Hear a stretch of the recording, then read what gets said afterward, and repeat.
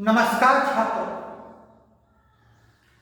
आज मैं आपको कक्षा 10वीं विषय हिंदी, इस विषय हिंदी में व्याकरण में जो भाग है उसका नाम है वाक्य के भेद और उसके लिए परीक्षा के लिए 2 अंक होते हैं।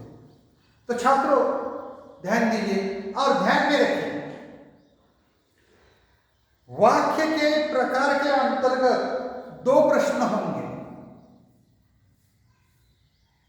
पहला यह है वाक्य का रचना के अनुसार भेद लिखना, उसके लिए 1 अंक होता है। अब सूचना के अनुसार अर्थ के आधार पर वाक्य को परिवर्तित कर लिखना, उसके लिए 1 अंक होता है। इसके कुल 2 अंक होते हैं। तो छात्र पहले मैं आपको वाक्य की परिभाषा बताता हूं। शब्दों के ऐसे सार्थक समूह को वाक्य कहते हैं,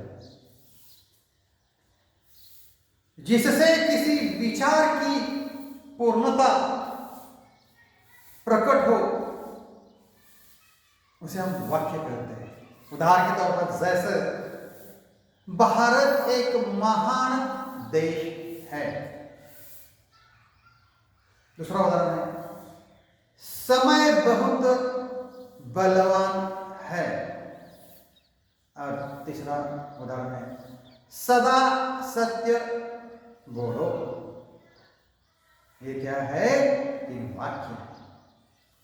तो छात्रों वाक्य के 2 भेद होते हैं। पहला प्रकार है अर्थ की दृष्टि से और दूसरा प्रकार है रचना की दृष्टि से। अर्थ की दृष्टि से कुल मिलाकर 8 प्रकार होते हैं। मैं उसके बारे में जानकारी देता हूं। पहला प्रकार है विधानार्थक अथवा विधानवाचक वाक्य। दूसरा प्रकार है निषेधार्थक अथवा निषेधवाचक वाक्य। तीसरा प्रकार है प्रश्नार्थक अथवा प्रश्नवाचक वाक्य।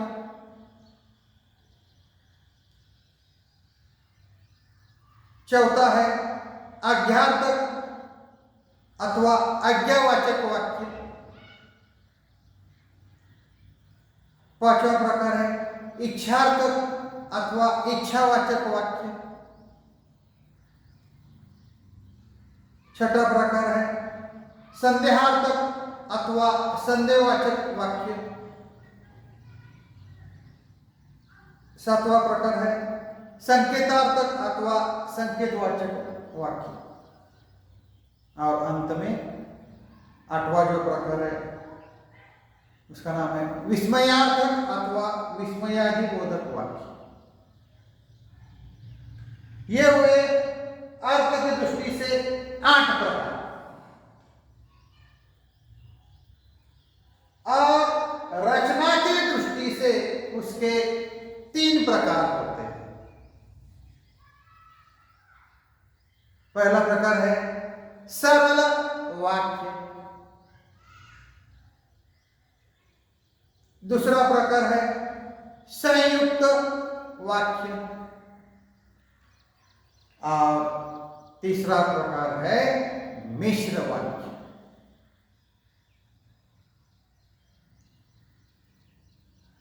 तो छात्रों आज मैंने आपको अर्थ की दृष्टि से कितने प्रकार है और रचना की दृष्टि से कितने प्रकार है, इसके बारे में मैंने आपको जानकारी दी।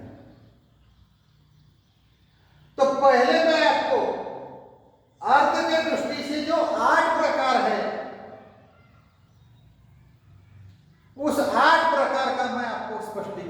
देता हूं।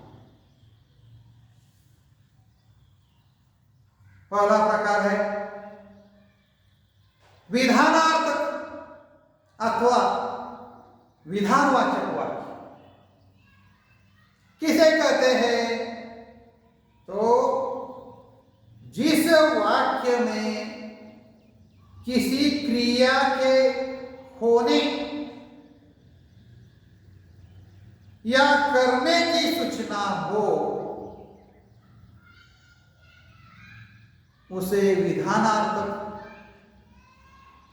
अथवा विधानवाचक वाक्य कहते हैं। उदाहरण के तौर पर जैसे सिरचन को लोग चटोर भी समझते हैं।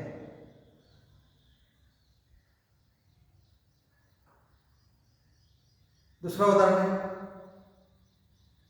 करामत ड्यूटी पर जाने की तैयारी में था। तीसरा उदाहरण है मैं भीतर तक काम को गया। अगला दूसरा जो प्रकार है उसका नाम क्या है? निषेधार्थक अथवा निषेधवाचक वाक्य। किसे कहते हैं?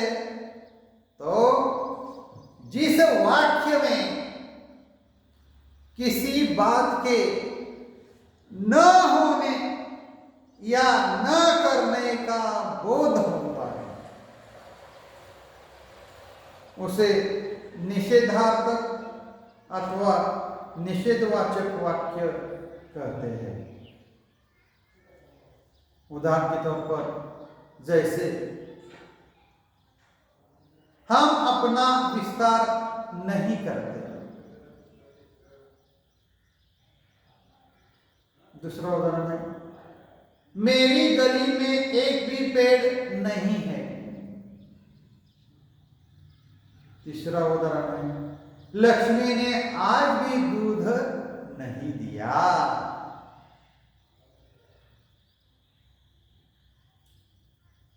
अगला प्रकार है उसका नाम है प्रश्नार्थक अथवा प्रश्नवाचक वाक्य। तो प्रश्नार्थक अथवा प्रश्नवाचक वाक्य किसे कहते हैं? तो जिस वाक्य में किसी प्रकार का प्रश्न किया गया हो तो उसे प्रश्नार्थक अथवा प्रश्नवाचक वाक्य कहते हैं। उदाहरण के तौर पर जैसे आपका कोई कर कोर्स खत्म होने में आपका कोर्स खत्म होने में कितना वक्त बचा है? प्रश्न चिन्ह। दूसरा उदाहरण है मकान ढूंढने में कुछ तकलीफ तो नहीं हुई? प्रश्न चिन्ह। तीसरा उदाहरण है आपको विलायती चाय पसंद है या हिंदुस्तानी? प्रश्न चिन्ह। अगला जो चौथा प्रकार है उसका नाम है आज्ञार्थक अथवा आज्ञावाचक वाक्य।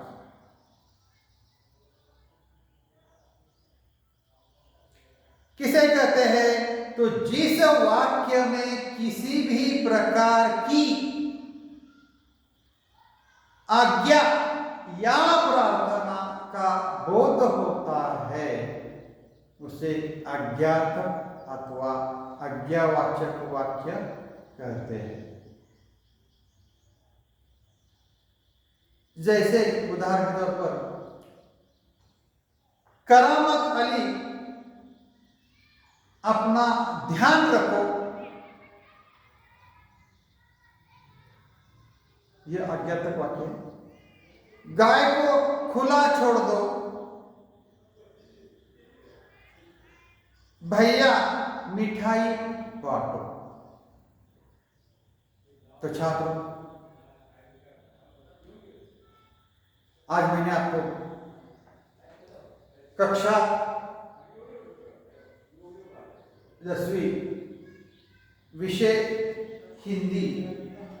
इस विषय हिंदी में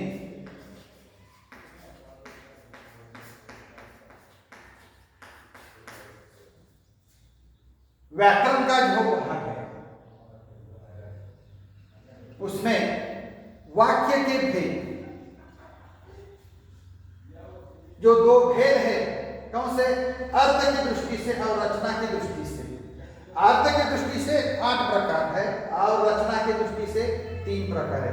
पहले मैंने आपको सभी प्रकार के बारे में जानकारी दी और उसके बाद मैंने आपको विधानार्थक, निषेधार्थक, प्रश्नार्थक, आज्ञार्थक और इच्छार्थक, आज्ञार्थक का मैंने आपको स्पष्टीकरण, आज्ञार्थक वाक्यों तक मैंने आपको स्पष्टीकरण दिया है।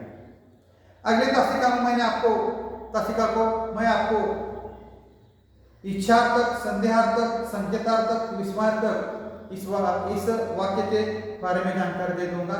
उसके बाद रचना के दृष्टि से जो प्रकार है 3 प्रकार है, सरल वाक्य, संयुक्त वाक्य और मिश्र वाक्य। इस वाक्य का मैं आपको स्पष्टीकरण दे दूंगा और यहाँ मैं ठहरता हूँ। धन्यवाद।